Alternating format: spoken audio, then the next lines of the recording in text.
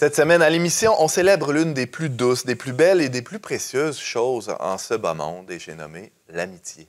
Bref, on n'est pas du monde.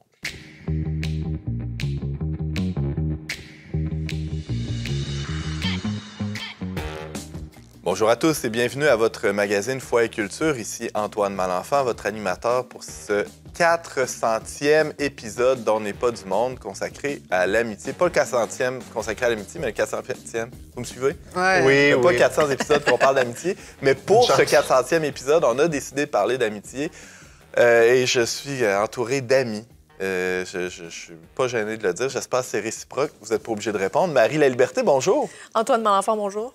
Enchanté. Enchanté. Très heureux de t'avoir avec nous aujourd'hui. Tu es chargée de projet, je dirais, femme à tout faire. Femme à tout faire. Au Verbe Média. Oui, monter les meubles Ikea, c'est ma partie préférée. Oui, c'est vrai. C'est une tâche importante. Tu prends aussi beaucoup de photos dans nos magazines. Très heureux de t'avoir avec nous.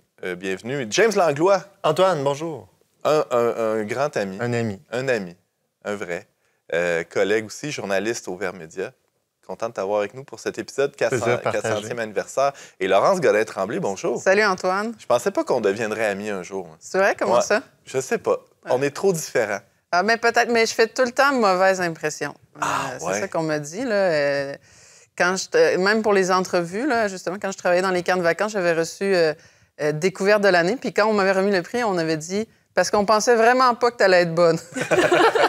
Puis c'est arrivé souvent là, que je devienne amie avec quelqu'un après une chicane. Là. Par exemple, Simon Lessard, la première fois que je l'ai rencontré, on s'est chicané. Je le salue. Puis là, il est devenu mon ami. C'est comme ça, moi, que les amitiés commencent. Mais c'est une bonne façon de commencer l'amitié. Tu mets la barre vraiment bas. Fait comme ça, tu peux juste... Tu peux juste surprendre. Peut-être. Hey, je le disais d'entrée de jeu, on célèbre aujourd'hui. On ne fera pas tout l'épisode sur cet anniversaire, mais je tenais quand même à le souligner. Il y a des gens qui se joignent à nous pour la première fois, peut-être, ou qui ont commencé à écouter On n'est pas du monde seulement dans les dernières semaines. On sait que vous êtes nombreux, notamment, à nous écouter par le biais de KTO en France et partout dans la francophonie, sur Ciel et Lumière, chez nos partenaires diffuseurs au Canada, coast to coast to coast. Mais on est aussi... on était d'abord une émission de radio qui a commencé sur des antennes locales ici à Québec, au Québec, et même après ça dans la région de Montréal, dans toutes les régions du Québec, et ça a grandi comme ça tranquillement. Et on est vraiment content de ce 400e. Tellement content qu'on a décidé d'ouvrir un petit mousseux cheapette sans alcool. Faut le préciser parce que faut quand même faire l'émission de manière efficace. Et donc, rendons grâce à Dieu pour ce... Cheapette, pour les amis français, là, c'est de bas de gamme. Hein, oui, c'est ça. C'est pas un grand cru, mais... Parce que ici, on vit des dons. Hein? Alors, on essaie d'être sobre. On n'ouvrira pas... Oh! C'était pas prévu. Ça, c'était pas prévu. Donc, youpi, bravo. Merci d'être là pour cette émission. Puis on s'est dit aussi que pour souligner le 400e anniversaire d'On n'est pas du monde, une émission produite par l'équipe du Verbe Média, c'était important de trouver un thème qui avait du sens avec cet anniversaire-là. Et au fil des années, au fil des épisodes, un des éléments que je pourrais dire central dans cette aventure qu'on n'est pas du monde, c'est l'amitié. Parce qu'on a rencontré des gens. Il y a des gens comme Laurence qui ont commencé à collaborer avec nous, qui écrivaient un texte de temps en temps, puis on lui a dit « Viens donc, on n'est pas du monde. » Merci, Marie. Et on a rencontré plein de gens. Il y a eu combien de dizaines, de centaines de personnes qui ont passé sur ce plateau, dans nos anciens studios aussi. J'aimerais vous entendre. Pourquoi l'amitié? C'est quoi la... Est-ce qu'on peut boire? C'est ça ma question. Ah ouais, OK, trinquons d'abord. Bonne idée. Santé. J'allais dire quel sacrifice on ferait pas pour être diffusé en France à boire du mousseux sans alcool. Oui, parce que la loi ne permet pas de boire de l'alcool sur les plateaux chez nos amis français, alors qu'au Québec, on a cette possibilité-là. Mais là, pour accommoder tout le monde, on a pris Ça goûte vraiment le pas d'alcool. Ah ouais, OK. Ouais. On le goûte. Il est correct, hein? C'est correct. Sans plus. C'est pour l'image. Alors, ceux qui nous écoutent juste en audio, on vous invite à aller voir sur YouTube. Il y a des ballons à l'envers, un peu. Ils tournent. C'est parce qu'ils vendent beaucoup dans le studio. Ils ont du fun. Des ballons de 400 ans pour des ballons. On a emprunté les décorations du 400 ans de Québec. Ouais, c'est ça, on est allé chercher ça dans les armoires de la bombe. L'amitié, non, je faisais une blague. L'amitié, pourquoi l'amitié? C'est quoi l'amitié? Définissons les termes sans trop s'attarder non plus. Je vais y aller plutôt d'une autre façon. C'est quoi un bon ami? Laurence, c'est un exemple de mauvais ami. Hein? On a commencé en disant ça, comment tu fais mauvaise impression. T'es-tu une bonne amie, toi, Laurence? Est-ce que je suis une bonne amie? Il faudrait demander à mes amis si j'en ai. Je pense que correct, là. Correct. C'est-à-dire que peut-être une de mes qualités principales comme amie, c'est la fidélité. Là. Je suis quand même fidèle. Ben, je dis ça, puis là, il y a quand même quelques amis que j'ai perdus, fait que peut-être que je suis aussi pas tant que ça. Mais qu'est-ce que c'est un bon ami? Ben, c'est un bon ami, je pense, c'est un bon être humain là, à la base. Là, fait que ça prend une certaine vertu, là, au sens où c'est clair qu'on ne sera pas amis avec quelqu'un qui nous vole. On sera clair qu'on ne sera pas amis avec quelqu'un qui a toutes sortes de difficultés morales, là, qui fait en sorte que finalement, il nous blesse plus qu'autre chose. Fait que sur ce point-là, je pense que je suis quand même une bonne amie. Je suis en train de dire que je suis vertueuse, mais... Mais tu frappes pas, tu voles pas tes amis. Je vole pas mes amis. Ça fait que tu as bien fait ta maternelle, tout ça, tu as eu une bonne éducation. Peut-être pas assez à l'écoute, là. Si j'avais à me reprocher quelque chose comme amie, je suis peut-être pas assez à l'écoute. Mais c'est ça. Mais je pense, je suis quand même aussi quelqu'un de résilient, là, c'est-à-dire que j'accepte aussi facilement qu'on peut se blesser. Moi, j'accepte assez facilement le fait que quand on a des relations humaines, quand on a des amis, ben, ça arrive des fois que notre ami nous blesse ou nous micro-agresse. On est souvent Non, mais moi, je pense que oui. On est souvent micro-agressé. Je m'attendais vraiment pas à ce que tu dises. Non, mais dans la vie humaine, on est souvent micro-agressé. Des là. irritants, c'est quoi déjà? Petits et grands, ouais. Tu sais, comme je considère que mes amis proches, mettons, c'est ma fraternité dominicaine.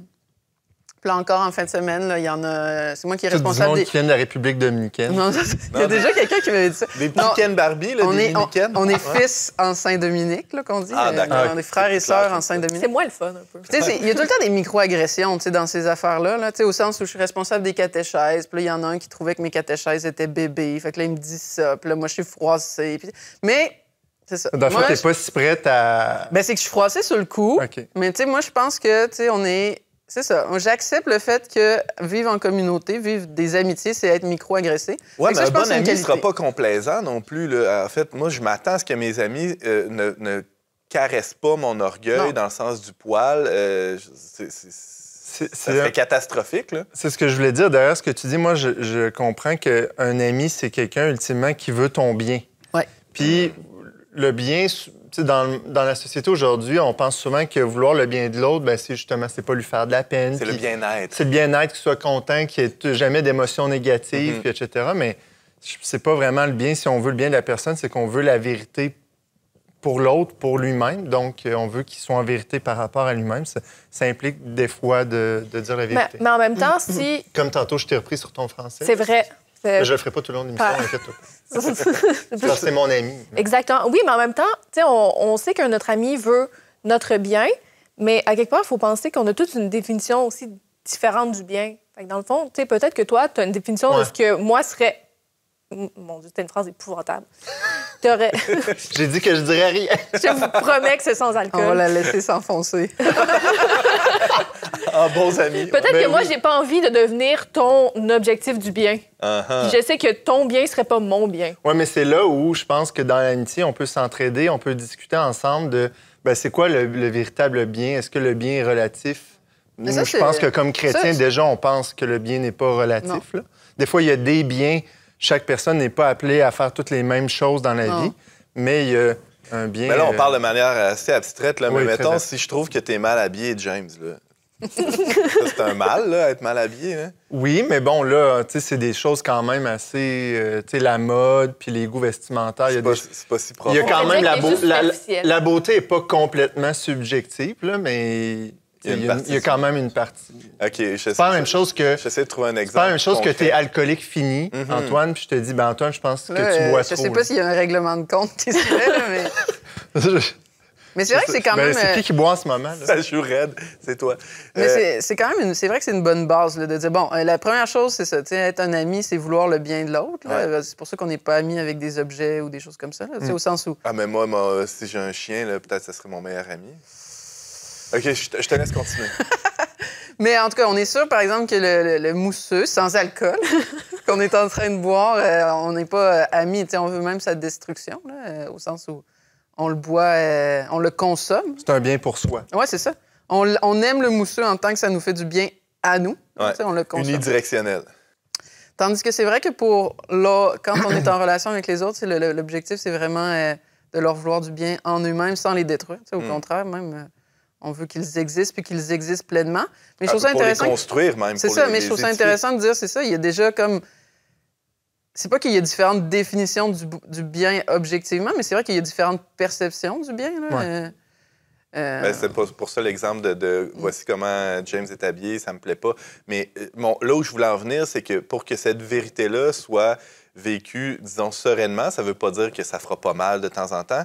Il doit y avoir une relation ou une charité qui est déjà installée. Y a-t-il un primat là-dedans? Est-ce que la vérité va permettre à la charité d'émerger? Ou ça a l'air conceptuel, tout ça, mais j'ai l'impression, j'ai le sentiment que on essaie d'établir des bases de charité avant de pouvoir se rentrer des vérités en pleine tronche. Ce sera pas long. T'as le droit. Retiens ton point. Moi, j'ai oublié si je parle pas maintenant. Ça va brasser, je pense, là, dans les prochaines minutes. On dirait que c'est déjà tendu. chaud. Là. Tendu. Laurence trouvait qu'il faisait froid sur le plateau. Ça se réchauffe. Ouais, mais c'est C.S. Lewis qui, dans un de ses livres, parle que... déjà les grands name drops. C'est mon seul name drop de l'émission. Laisse-moi en profiter. Avec Laurence les fait. C'est C.S. Lewis qui disait un peu, dans l'amitié, est-ce que tu vois la même vérité que moi? Que c'est un peu de cette façon-là que les vrais amis vont se rejoindre, puis qu'à quelque part, tout le reste, le plaisir est comme de côté. J'étais pas d'accord avec tout ce qu'il disait, mais c'est vrai que si on a deux visions complètement différentes, ça va être difficile d'entretenir une amitié sur le long terme. C'est pas impossible, mais tu sais, quand on parle d'un grand ami, là, quelqu'un de cœur, c'est important d'essayer de cultiver le même but, le même... Ouais. Et au départ... Oui, vas-y, Laurence. C'est parce que c'est vrai que si tu veux une amitié qui dure sur le long terme, il faut que ce que tu aimes chez l'autre, parce que c'est ça, tu aimes l'autre, il faut que ce soit quelque chose qui dure sur le long terme. Fait que, c'est pour ça que, finalement, si tu es ami avec quelqu'un parce qu'il est drôle puis qu'il est plaisant, il y a quelque chose d'un peu éphémère. Superficiel. Parce que s'il tombe en dépression l'année suivante, ça sera peut-être moins drôle. C'est ça. Est-ce que ça va rester ton ami ou tu vas le laisser tomber? C'est ça. Si tu es ami avec quelqu'un parce qu'il était un bon menuisier, il se coupe les mains, les deux mains. Des choses qui arrivent. C'est plus ton ami. Là, on tombe déjà dans la question des niveaux. Non, mais des niveaux d'amitié. Parce qu'on utilise le mot ami à tout vent aujourd'hui. Ami Facebook. C'est ça, déjà là. Au primaire, on est tous des amis. Moi, ça m'énervait. J'avais 6 ans, puis la prof était comme vos amis, puis j'étais comme c'est pas mes amis. Ou la prof qui nous appelait les amis. Ah, oui, c'est ça. C'est pas ton ami. Non. mais c'est ça, mais tu sais, déjà à l'école, tu vas dire, lui, c'est un de mes amis, parce que je sais pas, des fois, tu fais des blagues avec. T'sais. Après ça, si tu as un cours de sport, lui, c'est ton ami parce que tu fais du sport avec lui, mais tu sais. Est-ce que tu parles... Puis là, il y a des niveaux là-dedans. Il y a des amis de travail. C'est ça, des amis d'école. Comme vous êtes des amis de travail. Non, un peu plus que... Mais en tout cas, puis là on arrive au point où c'est quoi une amitié profonde? C'est quelqu'un, justement, avec qui tu es capable de partager pour vrai ta vie, tes souffrances, tes joies, puis où vous construisez ensemble dans une même direction. Là, c'est plus que de l'amitié superficielle ou qui peut passer selon... Justement, si ton amitié de cuite, là, tu bois avec lui, c'est le fun, tu sors dans les bars, puis le jour où tu arrêtes de boire, tu n'as plus vraiment de point commun avec lui, ça va pas très loin. Mm-hmm. Il y a quand même la nécessité, tu parlais du menuisier ou de l'amitié drôle. Non, mais il y a une nécessité quand même qu'il y a un intérêt minimal commun au départ, au moins. Là, ça peut évoluer puis s'approfondir, mais... Exact. Tu nommais plein d'exemples, James. Il y a des lieux ou des situations qui font qu'on devient amis avec quelqu'un parce qu'on aime tous les deux jouer au bloc Lego ou on aime regarder le basketball ensemble.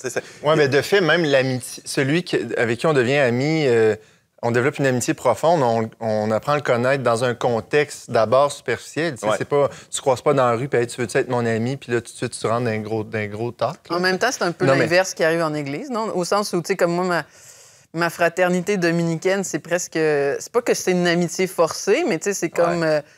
moi, j'ai une image dans la Bible qui, je trouve, représente bien là, les communautés chrétiennes. C'est cette histoire du... Tu sais, le lion dormira à côté de l'agneau. Tu sais, cette espèce d'image d'animaux qui n'ont pas rapport ensemble. Puis moi, en tout cas, je salue les gens de ma fraternité. Mais si c'était pas de Jésus-Christ, moi, je serais pas ami avec ce monde. Mais vous êtes un beau zoo, finalement. Oui, il y a quelque chose comme on n'est pas vraiment, tu sais, humainement, il n'y a pas vraiment... Mais est-ce que c'est parce que vous recherchez c'est pas un contexte superficiel, c'est presque l'inverse. Mais moi, je fais une distinction souvent entre, tu sais, il y a une fraternité, puis il y a de l'amitié. Bon, des fois, ça se recoupe, là. Mais je trouve que, comme tu dis, dans le cadre d'une fraternité, par exemple, chrétienne, on peut avoir une vie en commun puis partager des choses profondes, mais c'est pas nécessairement des amis. Tu sais, c'est pas des gens avec qui on passerait nos fins de semaine ou des soirs à discuter. Ou, tu sais, en tout cas, je sais pas qu'est-ce que tu penses de cette distinction-là. Ça peut arriver, mais c'est pas d'abord ça. C'est pas ces gens-là nécessairement tous que tu vas appeler en premier quand tu as envie d'aller voir un film au cinéma. Ou, tu sais. Mais tu vas les appeler quand tu as une corvée de rentrer ton bois de chauffage, par exemple. D'où la question de l'intérêt, on y revient toujours. Mais c'est intéressant comme distinction parce que, en tout cas, moi aussi, dans ma petite communauté de prière, là, dans ma vie de foi, la plupart des gens avec qui je chemine dans la foi, c'est pas des gens que j'ai choisis.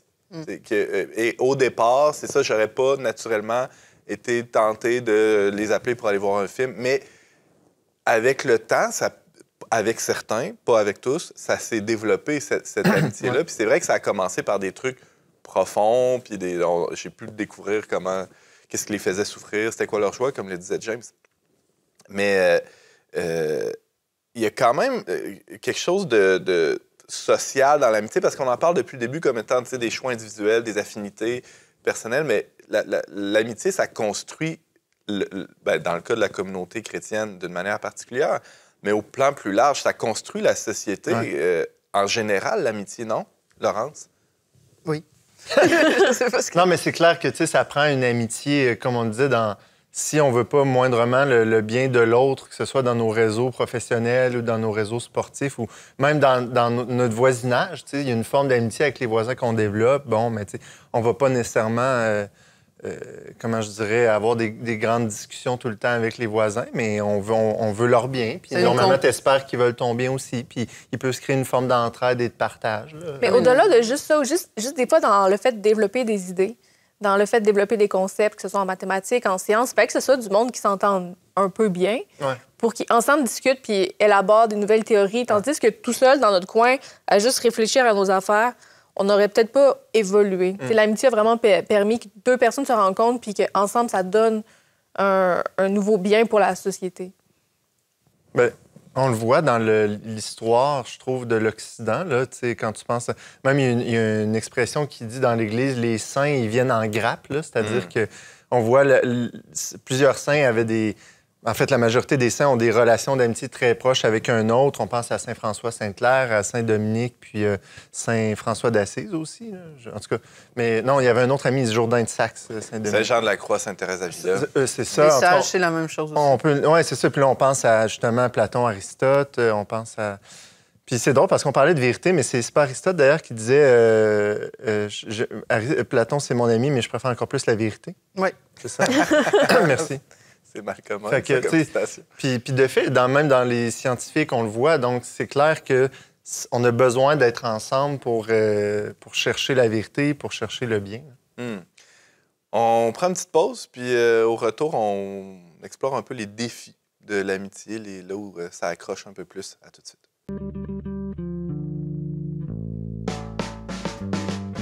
On n'est pas du monde est une émission produite par l'équipe du magazine Le Verbe.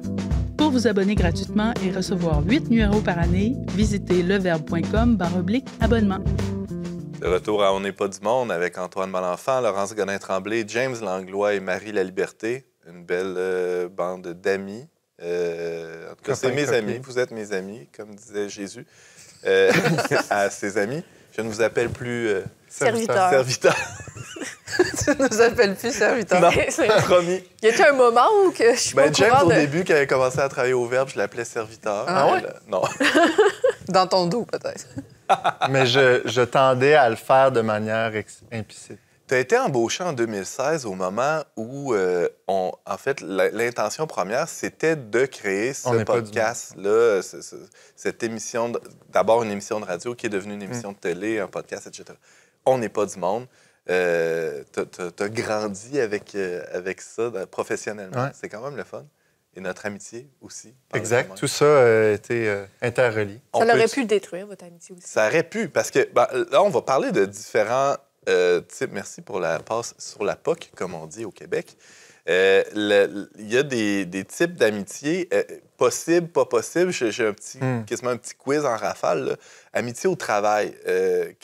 C'est quoi les conditions pour qu'une amitié au travail se maintienne, explose pas? Parce que des fois, la limite, par exemple, si j'ai des reproches à faire à un subordonné ou à un collègue, puis qu'il y a des enjeux affectifs au travers, c'est pas la même chose qu'avec un collègue avec qui j'ai aucune game affective ou que je veux pas aller au cinéma avec lui le soir même. Là. Vous voyez un peu l'enjeu? Ah ouais. On me la met où, la ligne, Marie? Oh, mon Dieu.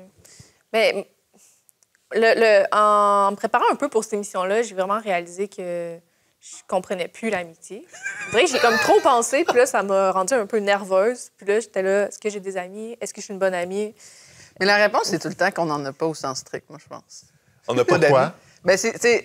Fait qu'au travail, encore plus. Là, Non, mais je dis juste, tu sais, au sens strict, Ouais. là, tu sais, vraiment, quand tu regardes qu'est-ce que ce serait l'amitié. Mettons, tu prends Aristote, là, dans l'Éthique à Nicomaque, puis tu regardes ses critères de l'amitié. Dans l'absolu. Là. Une bienveillance mutuelle, réciproque. Bon, j'attendais que tu les nommes, là, les trucs d'Aristote.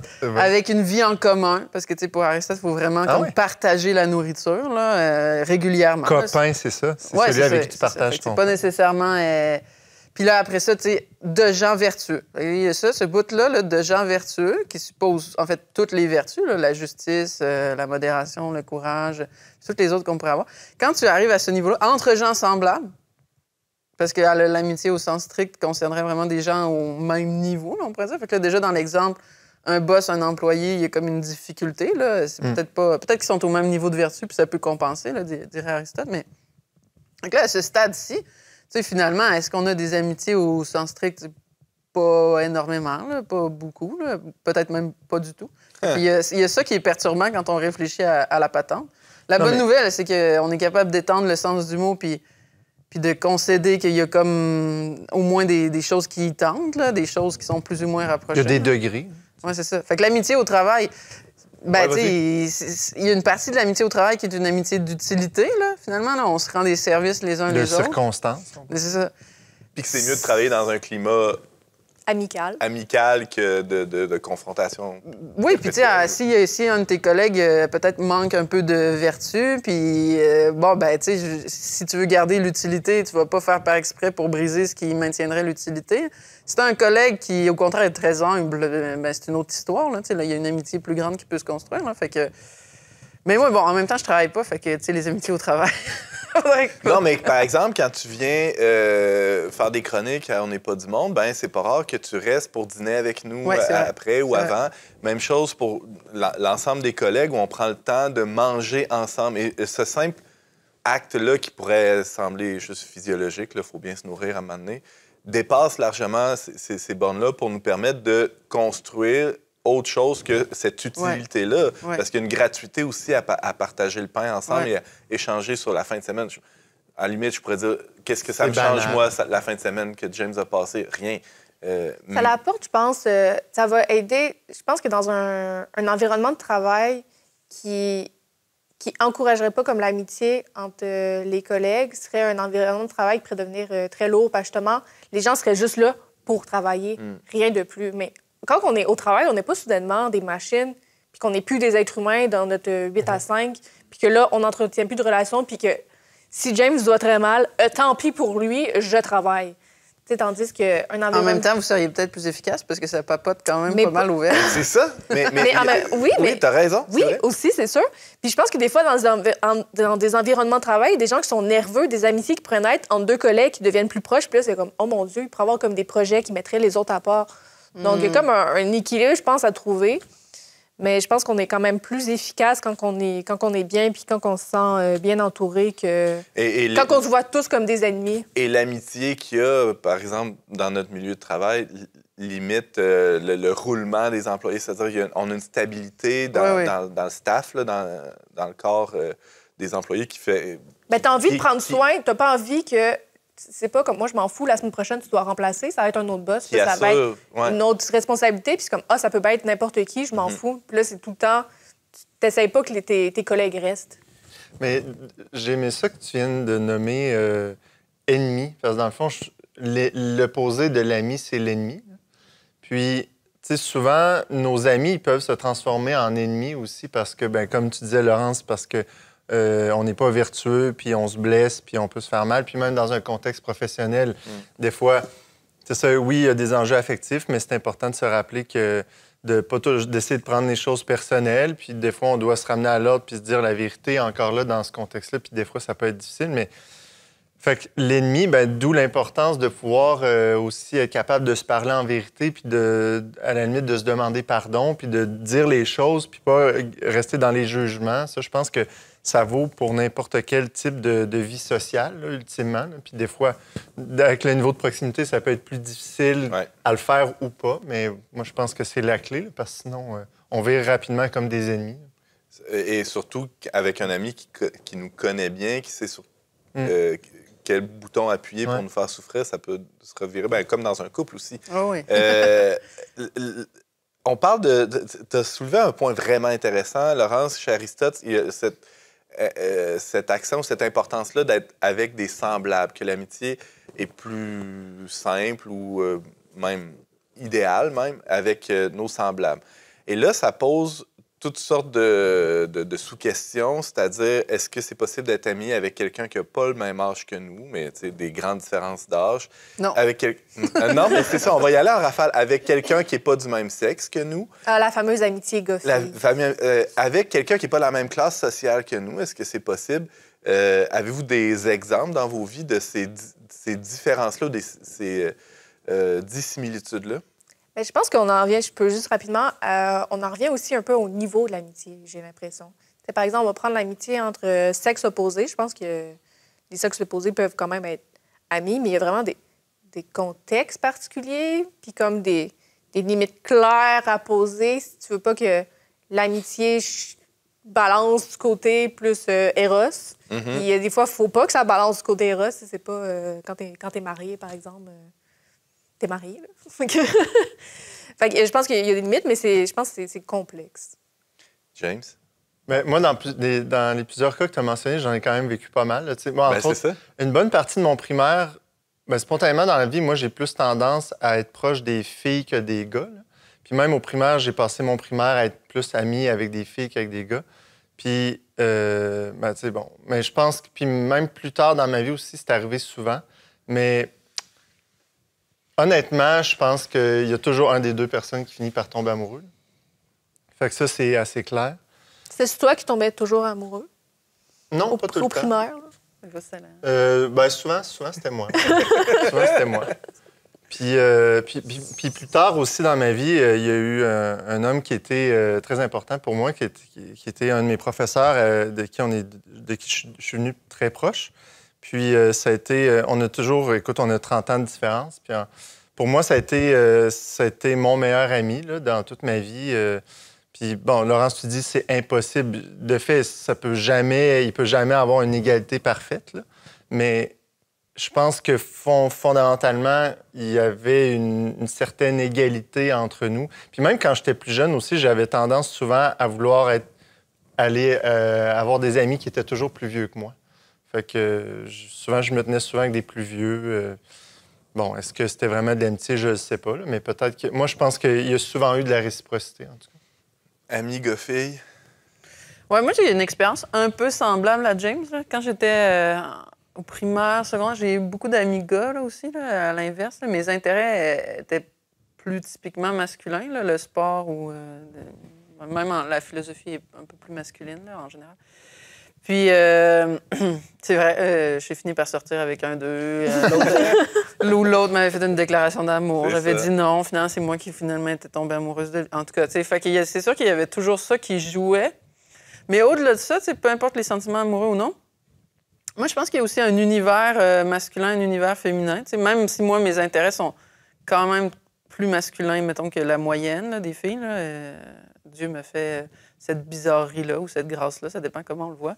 Puis, je pense qu'il reste tout le temps une distance. Je pense qu'on on le sent que c'est pas tout à fait la même chose d'être un gars, puis c'est pas tout à fait la même chose d'être une fille, au sens où, au secondaire, je me souviens, là, je m'étais acheté un skate, là, puis là, j'allais voir mes amis gars au skatepark. Puis il y a comme quelque chose que je comprenais pas, puis je me disais, finalement, j'aime pas ça tant que ça, être avec eux. Au sens où il y a quelque chose qui est pas communiqué, qui est pas vraiment... Premièrement, je trouvais qu'ils parlaient pas beaucoup, là, et puis c'était un petit peu ennuyant de ce point de vue-là, mais je pense que c'est ça. Il y a comme une distance. Par rapport à l'âge, moi, je suis devenue aussi... je peux utiliser le terme, je suis devenue amie avec plusieurs de mes profs aussi.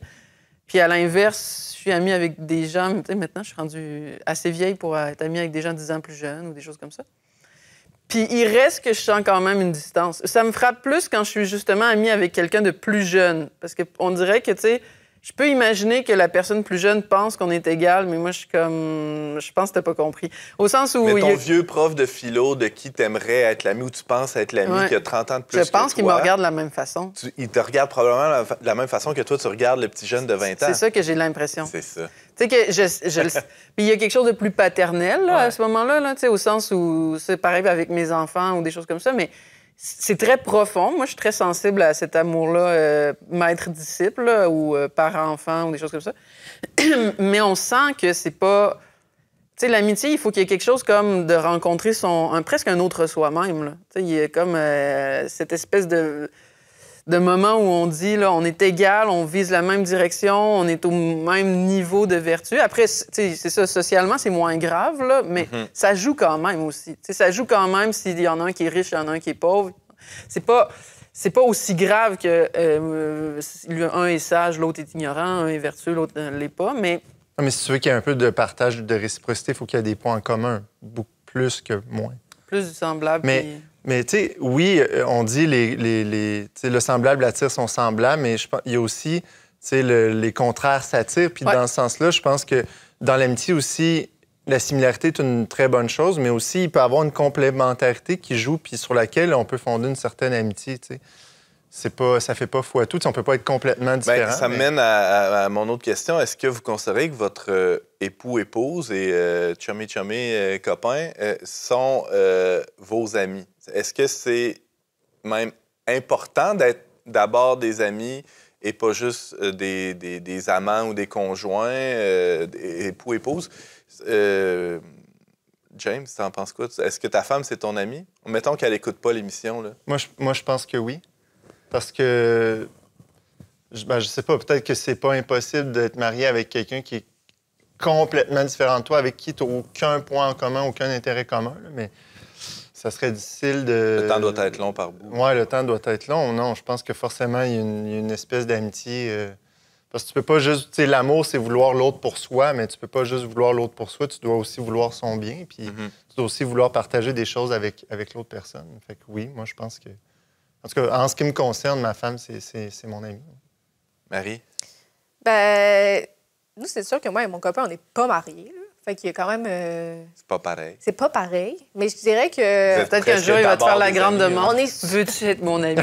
Sa mère, elle m'appelle son amie à chaque fois. Je trouve ça très drôle. T'es l'amie de ton chum. Je suis l'amie de mon chum. Mon beau-père fait ça quand il rencontre des femmes, là, aussi. Tu dis copain, copine, c'est ça? Non, mais c'est ça. Fait qu'au fond, on est surtout amis, en fait, encore aujourd'hui. On est des amis. Qui se prennent par la main des fois. Mais pas trop longtemps. Mais pas trop longtemps. Pas trop longtemps. Mais oui, je pense que s'il n'y avait pas cette amitié-là entre nous deux, il n'y aurait pas bien d'intérêt d'être ensemble. Donc, tu sais, je trouve ça le fun de cultiver, justement. On est dans une période de notre vie qu'on cultive beaucoup, en fait, cette amitié-là pour voir si, dans l'avenir, si la compagnie d'un et l'autre est juste agréable et nous fait du bien. Oui, c'est ça, ce qu'on s'édifie déjà maintenant en étant juste amis. Donc, je pense que c'est important. Puis après ça, dans la vie, je pense que quand tu te maries, vient des enfants, vient des projets ensemble. Donc, peut-être le côté ami est comme moins présent parce qu'il y a comme d'autres buts en commun, mais que l'amitié est là. Si l'amitié est là de base, je pense que c'est une bonne façon de commencer. Moi, je dirais que c'est sûr qu'il y a comme... mettons, moi, je pense que je vivais plus cette amitié-là, justement, avant le mariage, là, bizarrement. Là. Avec ton époux? Ah ouais. Parce que, tu sais, je veux dire, sans enfant, c'est sûr que notre relation était beaucoup axée sur la discussion, puis il y avait quelque chose de plus égalitaire aussi, là, tu sais, dans justement cette façon-là d'être, là, ensemble. Là, puis je trouve qu'avec les enfants, nos rôles plus proprement masculins puis plus proprement féminins ont comme pas le choix d'émerger, là. Tu sais, des fois, il y en a qui disent... Il y en a qui sont fâchés contre ça, là, qu'il y aurait des tendances masculines, des tendances féminines, mais c'est comme si les enfants nous l'obligent, là, quasiment, là, plus ils sont nombreux. Puis là, à ce moment-là, ce que j'observe, c'est que malgré le fait que notre amour a grandi, mais peut-être plus de l'ordre de cet amour de charité, d'agapé, là, dont on parle des fois là, dans le christianisme et aussi chez les Grecs, malgré ça, je dirais que notre amitié est moins claire qu'avant. Parce que justement, je sens plus une différence. Je sens plus que je le comprends pas pleinement. Ou c'est-à-dire, j'ai compris que je le comprenais pas. Parce que, tu sais, mettons, j'ai compris maintenant que, tu sais, quand mon mari vit un problème, il réagit pas comme une femme. Tu sais, on dirait que lui, il faut qu'il pense tout seul, là, puis des choses comme ça. Ou, tu sais, il y a des réactions que alors c'est pas que comme toi, ça. Tu t'attendrais à ce qu'il y ait une longue discussion. On dirait que c'est pas comme ça que je m'imaginerais la chose. C'est comme si je mesure un peu plus le ravin qui sépare quand même sa nature masculine puis ma nature féminine du fait qu'on avance dans le mariage. Mais, tu sais, je reviens à ce que tu disais, la vision que donne Aristote. C'est vrai, tu dis, ultimement, si on se fie à cette vision-là, ben tu te rends compte qu'on n'a pas vraiment d'amis parce que, pas beaucoup, hein. Je veux dire, il faudrait ultimement rencontrer presque l'identique de soi, là, tu sais, pour véritablement avoir un ami. Aimerais-tu être ami avec toi? Avec toi. Mais il n'y a pas quelque chose d'un peu narcissique Ben, d'ailleurs, j'allais le dire. Mais c'est ça, mais donc, on se rend compte que peu importe les gens que ce soit, même un ami qu'on trouve qui est tellement semblable à nous, on se rend compte que, tu sais, il peut ne pas avoir la même éducation. Tu sais, il y a un paquet de choses qui fait qu'il est complètement différent de moi, puis ultimement, ça va, comment est-ce qu'on dit, ça va couper à un moment donné. Là, Ben, tu sais, c'est que c'est pas... Aristote répète ça souvent là, dans l'Éthique à Nicomaque. C'est pas des mathématiques. Là. C'est pour ça que... C'est pas que... Tu sais, Aristote, il parle de l'amitié entre l'époux et la femme, là, au sens où ça existe pour lui. Ça existe. Il va même appeler... c'est une sorte d'amitié entre les parents puis les enfants. Okay. Une sorte d'amitié civile. Il va parler de la concorde. Tu sais... C'est quoi la concorde? Il y a toute cette... l'amitié civile, mais... Fait qu'il y a toute cette... Puis on le voit dans nos vies, là, on est amis avec les gens, mais là, c'est juste quand tu veux réfléchir vraiment à ce qui ferait en sorte que notre amitié serait totale, c'est là qu'il y a comme une espèce de... Puis je pense que c'est sain là, de s'en rendre compte, là, Je trouve ça bon, des fois, d'élever les critères de l'amitié pour se rendre compte que c'est vers là qu'on doit tendre, puis après ça, c'est un petit peu... C'est banal d'appeler ami aussi n'importe qui. Mais il y a un adage qui dit, en fait, les vrais amis, on les compte sur le doigt d'une main. Oui, normalement, c'est ça. Et pas en milliers comme sur nos comptes de réseaux sociaux. On prend une autre petite pause, puis on revient pour continuer de parler d'amitié. Pourquoi pas? En ce 400e épisode d'On n'est pas du monde. Vous avez un commentaire, une suggestion ou une question pour l'équipe d'On n'est pas du monde? Contactez-nous via les pages Facebook et YouTube du Verbe Média ou écrivez-nous directement à onpdm@verbe.com.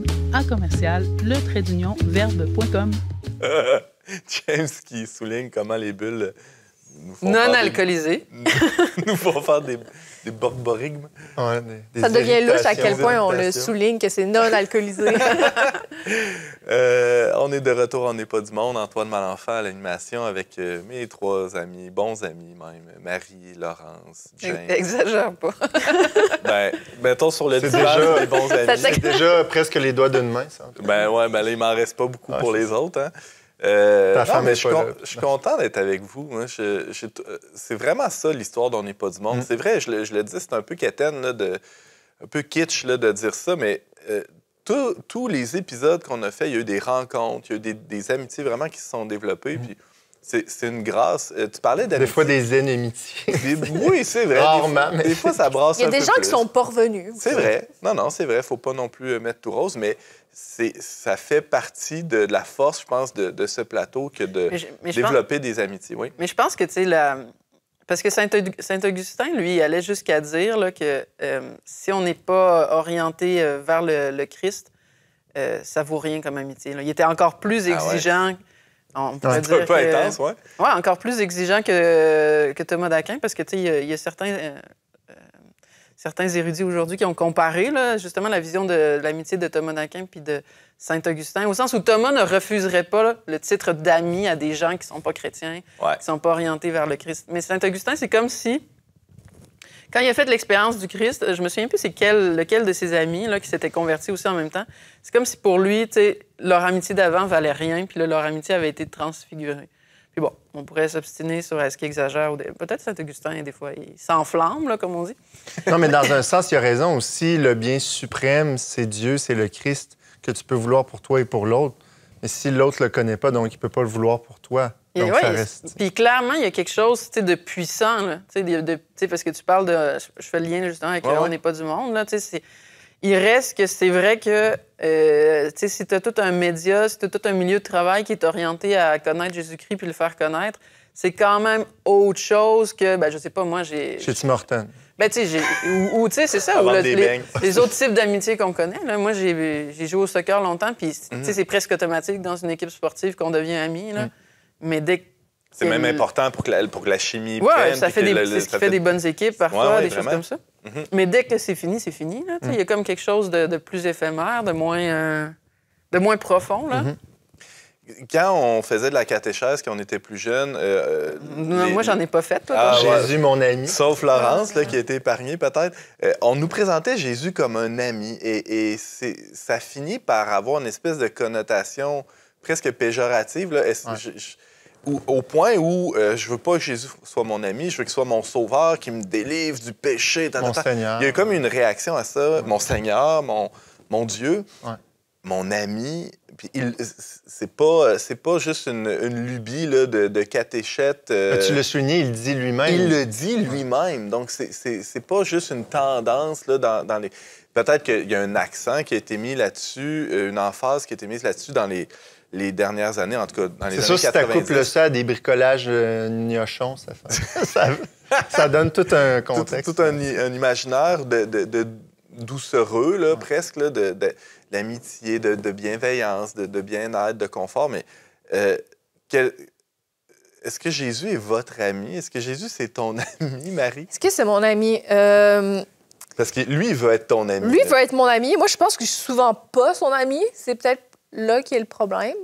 Peut-être que je trouve que la barre est haute, là, peut-être d'être l'ami de Jésus. Mais ce que j'aime penser, c'est Abraham qui discutait avec Dieu puis qui avait vraiment une amitié avec Dieu. Puis il y a quelque chose qui m'impressionne vraiment dans l'histoire d'Abraham, c'est que Dieu, à un moment donné, il questionne Abraham puis il prend des décisions avec lui. Ça m'a toujours un peu... Ils jasent ensemble. Ils jasent ensemble puis il est comme, tu sais, Dieu, il demande quasiment, est-ce que je devrais faire ça?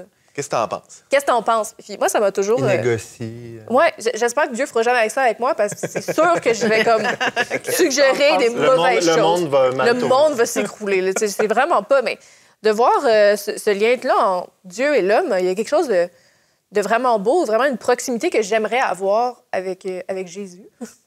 Puis qu'en fait, je vois que j'ai pas... Puis on dirait des fois, quand on me dit « Jésus, mon ami », je pense que si je le voyais vraiment comme mon ami, je trouverais pas ça qu'Étienne, genre. Mais je pense que c'est parce que je le comprends pas, puis j'ai juste une mauvaise idée de ma vision de moi, comment je suis amie avec les autres, faire « Oh mon Dieu! » Mais ça revient aussi à ce que Laurence disait sur la similitude. Ouais. Est-ce que tu peux être ami avec quelqu'un de tout autre et de si différent de toi, genre Dieu, mais ça nous surligne le fait qu'on est appelé à devenir semblable à Dieu. Vous voyez ce que je veux dire?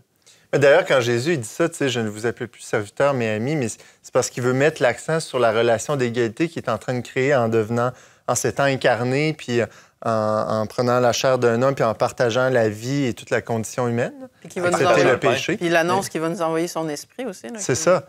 Puis, donc, il dit ça pour mettre en... Mais je pense que c'est pas non plus pour nier le fait qu'il est complètement différent de nous, parce que comme il y a les deux natures nécessairement, il y a une partie de lui qui est très proche, mais il y en a une autre qui est Complètement éloigné aussi. Je pense que on a le sentiment quand on se fait dire ça, Jésus est ton ami. C'est un peu aussi quand il y en a des fois qui disent ça, là, on est tous des saints. Là, on est tous des... Bon, c'est comme si on le sait bien que non. Là. C'est le sens où on le sait que c'est un mensonge. Là. Ou c'est quoi? C'est de deux choses l'une. Non, mais comme la maîtresse d'école l'appelle les amis. Ouais, ou bien c'est un mensonge, ou bien être saint, c'est vraiment pas impressionnant. Là. Ouais. Puis là, à ce moment-là, si être saint, c'est vraiment pas impressionnant, c'est vraiment pas non plus intéressant. Fait que là, on dirait que c'est la même chose. T'sais, Jésus, c'est ton ami. Il y a un paradoxe, là, où il y a une... Il nous appelle à être son ami, comme il nous appelle à la sainteté. Mais là, tu sais, de dire que d'emblée, j'ai rien... Tu sais, je suis là, puis je fais absolument n'importe quoi avec ma vie, puis je suis son ami, on dirait qu'on est comme... Il est pas difficile, hein? La barre est pas haute. La barre Mais est justement, pas... comment tu peux... alimenter ou nourrir ou cette amitié-là ou l'édifier ou la construire, cette amitié-là, ou se rapprocher de cet idéal d'amitié avec, tu sais, mettons, si tu avais à tenter de répondre à cette amitié-là. Avec Dieu? Uh-huh. Bien, je pense qu'avec les autres, des fois, ça peut être un exemple. Par exemple, j'ai des amis, donc je suis très proche, qui ont déjà... qui, à un moment donné, moi, quand j'avais une phase qui était plus difficile, ça allait pas. J'avais absolument rien à donner dans cette amitié-là, mais comme zéro. Là. Puis ça aurait été vraiment légitime de leur part de juste me laisser dans mon coin et me débrouiller avec mes troubles. Mais au contraire, ils sont vraiment arrivés puis ils ont fait beaucoup d'actes gratuits pour moi. Ils m'ont donné plein de choses que j'avais besoin. Ils ont été là, ils m'ont écouté. Alors que toi, tu leur apportais rien. Moi, j'apportais absolument rien, sauf comme de la mauvaise humeur, un peu d'amertume et des larmes à leur table. Puis à ce moment-là, c'est peut-être la seule fois dans ma vie où j'ai vraiment vu « Hey, c'est peut-être ça, être ami avec Dieu. » J'ai rien à apporter en tant que tel. Puis lui, il vient vraiment comme combler. Mais pour ça, il faut que je sois prête à montrer que j'ai rien à donner. Que je n'ai pas essayé d'avoir de faux sourires devant Dieu et faire « Ouais, ça va vraiment bien. Tu viens comme... J'ai pris plein de mauvaises décisions, mais c'est pas si pire. » Il n'y a presque pas de conséquences. Puis ça, c'est peut-être la fois dans ma vie où je me suis le plus rapprochée de cette idée-là, comme « Ah, c'est vrai que Dieu... veut être mon ami, veut me donner cette gratuité-là. » Fait que tu as goûté à l'amitié divine par l'amitié humaine, ouais. qui a été un vecteur de... C'est intéressant, ça, parce que, comme on dit souvent, bien, dans l'amitié, il y a de la réciprocité. C'est-à-dire, on espère que ce qu'on veut pour l'autre aussi, l'autre... Mais puis souvent, on peut tomber un peu dans cette... Puis même en société aussi, on peut être là-dedans. Tu sais, si quelqu'un nous donne, bien là, on espère qu'il va nous redonner en retour ou vice-versa. Puis là, ça peut créer des malaises ou en tout cas des attentes qui ne sont pas tout le temps répondues. Mais je pense que c'est très bien aussi que dans l'amitié, bien, on puisse accepter de recevoir sans vouloir redonner en retour. Puis comme avec Dieu, vivre cette espèce de gratuité-là, au final, qui est très bonne pour tout le monde. On parlait de grandes amitiés. Tu en as évoqué quelques-unes tantôt. Là, Thérèse d'Avila avec Jean de la Croix. C'est une amitié goffée, ça, quand même. Faut le souligner. Mais elle était pas mal plus vieille que lui. En plus. Ah ouais. Bon, mais là, OK, avec une autre... Double. Une autre différence. Mais ça enlève l'ambiguïté, tu sais. Ben là, une vieille croûte. On n'a pas parlé de ça, l'ambiguïté. On change complètement de sujet, là, par contre. Oui, non, reste... Mais l'ambiguïté, on dirait que ça... Faisons une parenthèse, tiens. L'ambiguïté, tu sais, dans les séries ou... Quelle ambiguïté? L'ambiguïté sexuelle. Ah, OK, ouais. Ah, c'est ça? C'est là que tu allais? Mais... C'est ça que tu voulais dire? Oui, c'est ça. Non, mais est-ce que deux... Ça répond pas. Bon, tu sais, par exemple, je suis sûr qu'il y a des gens qui t'ont écouté parler du monsieur qui est plus vieux que toi. Ouais. Puis là, qui t'a pris sous son aile pendant... Ouais. Est-ce qu'il y avait une tension? Là, il y a des gens qui sûrement, juste en entendant ça, une amitié entre deux hommes, c'est comme... c'est louche. T'sais? Oui, mais de fait, il y a plein de personnes qui nous ont demandé si on était un couple, ou, etc. Puis, c'est vrai? Ah oui. Marie aussi, tantôt, tu disais, tu sais, quand on riait à la blague, mais on disait avec son copain, elle French, là, mais c'est souvent que, tu sais, des fois, la ligne, elle peut devenir mince entre des amis, puis, c'est-à-dire, mais la ligne entre l'amitié et l'amour, en fait. Des amis puis des amis spéciaux. C'est ça, le désir. Non, mais même dans l'amitié, à un moment donné, tu sais, il y a une dimension affective qui peut rentrer, puis le besoin physique. Et même physique, oui. Également. Puis je trouve que c'est un problème aujourd'hui dans notre société, c'est que les amitiés entre gars sont très peu affectives. Puis ça crée, alors qu'on compare, semble-t-il, qu'au Moyen Âge, les hommes s'embrassaient, puis... Parce qu'il n'y avait pas d'ambiguïté possible. C'est ça. C'était très clair, c'était quoi l'amour, c'était quoi l'amitié. Aujourd'hui, on a un peu mélangé tout ça, fait qu'on on a tendance à érotiser aussi des relations qui ne devraient pas l'être et vice-versa. Mais dans tous les films Netflix puis les séries Netflix, ça fait maintenant que deux filles qui sont amies, tu te dis c'est une question de temps avant qu'ils se frenchent. Ouais. Ça va être au 3e ou au 4e épisode. Mais c'est vrai que, puis c'est vrai que, tu sais, comme justement, même avec les religieux, surtout si c'est un homme et une femme, tu sais, c'est comme les rumeurs partent, là, dans le fond. Il avait fait vœu de chasteté, mais il s'aimait en secret. Puis même Jésus et Marie... Bon, les gens partent sur des... c'est vrai, c'est dommage. C'est dommage de... Mais je pense qu'il y a beaucoup de confusion dans l'ère dans laquelle on vit par rapport à ces choses-là. C'est quoi notre identité masculine, féminine, c'est comment entrer en relation. Fait que, tu sais, ça crée beaucoup de mauvaises interprétations. Puis, James disait un peu plus tôt que je reviens à un aspect plus spirituel, là, je ferme la parenthèse. James disait tantôt que les saints, ça vient en grappe. C'est-à-dire, croyez-vous à ça que vos amitiés vont vous amener au ciel? Est-ce que vos amitiés peuvent vous rapprocher de Dieu? Marie vient d'en témoigner un peu. Laurence, penses-tu que tes amis vont t'aider à rentrer au ciel? C'est clair, là. Comment? Ben, je veux dire, les gens dans ma fraternité, il y en a plein qui sont beaucoup plus vertueux que moi. Là, fait que, juste ça par l'émulation, par modèle? Oui, juste par émulation, il y a quelque chose... il y a vraiment une émulation réciproque, là, parce que on a tous aussi certaines qualités, puis d'autres en ont des différentes. Là, fait que juste ça, il y a comme... on se sent grandir ensemble. Là. Ça fait 2 ans que je suis dans cette fraternité-là dominicaine. Puis ça se voit, je trouve, très concrètement, là, dans cette émulation-là, puis dans les faiblesses aussi de chacun. Parce que c'est sûr que côtoyer du monde, c'est comme... c'est les pères du désert, non, qui disaient... tu sais, c'est comme se polir les uns les autres, là. C'est pas toujours agréable. La vie communautaire, c'est comme des roches qui se touchent tout le temps puis qui finissent par se polir. Oui, c'est ça. Fait que ça, c'est sûr que oui, il y a quelque chose... Ça frotte. Ça serait...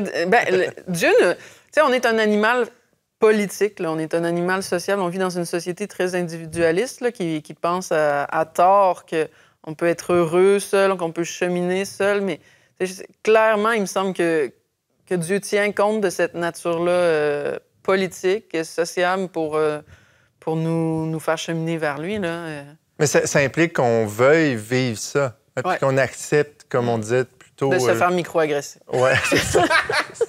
Parce que sinon, la moindre confrontation peut devenir une violence et un affront, puis tu refuses, puis tu t'exclus, puis tu sais...